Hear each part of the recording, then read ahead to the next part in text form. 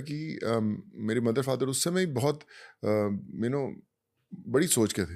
उन्होंने पंजाब से भेजा ही इसलिए था कि बड़े शहर जा कुछ करके आ, शायद मोगा में तेरे को उतनी अपॉर्चुनिटीज नहीं कि मिलेगी दुनिया फतेह करके आओ। या दुनिया फतेह करके आ। या तो आई थिंक उनकी इच्छा थी कि मैं उस शहर से निकल के कुछ बड़ा करके आऊँ लाइफ में, और they were always huge support system. ये आपने सोनू सूद ने फतेह फिल्म इसलिए तो नहीं की क्योंकि बॉलीवुड वालों ने, टॉलीवुड वालों ने खूब पिटवाया था विलन बना बना के, तो भाई ने कहा कि यार सुनो, बहुत पीट लिया, इतनी बॉडी के बाद अच्छा नहीं लगता, अब की मैं पीट के आता हूँ। उस पीटने से और पिटने से भी बहुत कुछ सीखा मैंने। इतनी भाषाओं में फिल्म्स की, अवार्ड्स भी बड़े मिले, नाम भी हुआ, रिकग्निशन भी मिली, पर मुझे फिर भी ऐसा लगा था कि मैं जो करना चाहता हूँ कहीं ना कहीं मिसिंग है, और जो कर सकता हूँ वो भी किसी ने निकाला नहीं अभी तक। सबने बड़े अच्छे रोल्स दिए, जैसे मैं बोला कि अवार्ड्स भी मिले, लोगों को पसंद भी आया, पर फिर भी जो मुझे लग रहा था कि मैं कर सकता हूँ वो हुआ नहीं है। और फिर कहते हैं कि कई बार ज़िंदगी की तकदीर लिखने के लिए खुद की कलम उठानी पड़ती है, लिखना पड़ता है अपनी तकदीर। तो वही किया, फिल्म लिखी, बनाई, हर चीज़ डिज़ाइन की, और जो मैं चाहता था वो बनाई।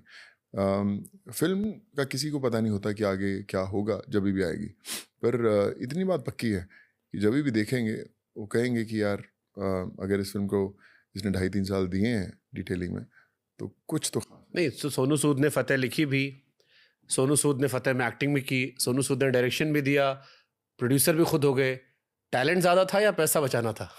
दोनों चीज़ें थी शायद। टैलेंट तो जब फिल्म आएगी तब पता चलेगा, पर हमारी फिल्मों में बहुत सारा पैसा जो खर्च होता है वो स्क्रीन पे कभी खर्च नहीं दिखता।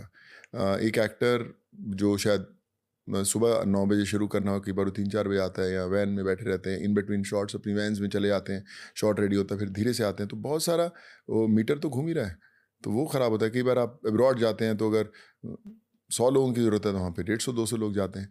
मैं जब ये फिल्म बना रहा था, जब स्टूडियोज़ के साथ ओके हुई मेरी प्रोडक्शन हाउस थी, उस समय फिल्म में अमेरिका नहीं था, इस्तांबुल नहीं था, दुबई नहीं था, हेलीकॉप्टर्स नहीं थे, यॉट नहीं थे, नसीर भाई नहीं थे। मैंने उसी बजट के अंदर वो सब डाला। अमेरिका गया शूटिंग करने के लिए, अकेला गया, मेरे साथ कोई क्रू नहीं था, मेरा कोई एडी नहीं था, अकेला अपना सूटकेस ले गया, वहाँ से लोग पकड़े, वहाँ से लोगों के लिए San Francisco Golden Gate Bridge एक ऐसी जगह है जहाँ मुझे शूट करना है, जहाँ परमिशन नहीं मिलती हैं। सो उन्होंने मैंने थोड़े तामझाम लगाए, मुझे 12 लोगों की परमिशन मिली कि 12 लोगों के साथ आप आ सकते हो एक डॉक्यूमेंट्री जैसा शूट करने के लिए।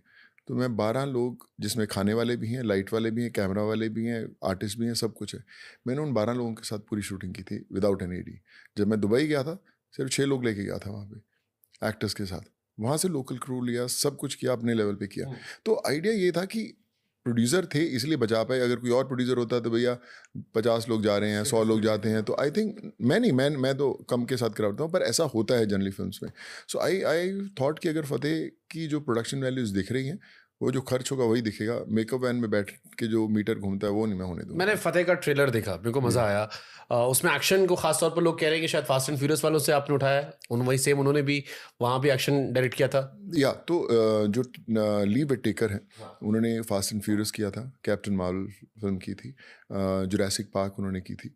सो हमारी फिल्म में जब मैं इतने सालों से जब एक्शन करता आया, तो मुझे एक चीज़ हम लोग देखते हैं यहाँ के एक्शन के जो बंदे हैं, उनका एक डीएनए बना हुआ कि उनको, मैंने भी जो इतनी फिल्में एक्शन में की, तो एक डायरेक्टर बोलता है कि यहाँ पे एक एक्शन सीक्वेंस है, 20 जानों से फाइट करेगा, एक गाड़ी आएगी, कूदेगी, उड़ेगी, एक होगा कुछ ऐसा कुछ है, तो फिर एक्शन डायरेक्टर जो जिसको लात मरवानी है, पंच मरवाना है, कोई गिरेगा, कोई उठेगा, एक बेसिकली होता है। पर आपको कौन सी एक्शन सीक्वेंसेस याद रहती है? अगर मैं आपको 10 एक्शन सीक्वेंसेस बोलूँ कि आप जब से फिल्में देख रहे हैं, मुझे 10 ऐसी एक्शन सीक्वेंसेस बताएं जो फॉरेन के साथ कंपैरिजन कर पाएं, आप नहीं गिना पाओगे, क्योंकि 10 तो नहीं गिना पाएंगे, 2-4 ही याद रहेंगे दो मुझे चार, बस। हाँ शायद रहे, और उसमें भी ऐसी चीज़ कि जिसको देख के आप बोलें यार ऐसा मुझे शूट करना है, यार ऐसा अगर मैं शूट करूं तो मज़ा आ जाएगा, तो नहीं होता। कोई मुझे नहीं, मैंने सब एक्शन डायरेक्टर के साथ काम किया, मुझे ऐसे कोई अपनी कोई मेमोरेबल एक्शन सीक्वेंस याद नहीं आती। तो मैंने बोला तो अगर मैं ऐसे ही करूँगा तो फिर मेरी भी एक और ऐसी फिल्म बन जाएगी।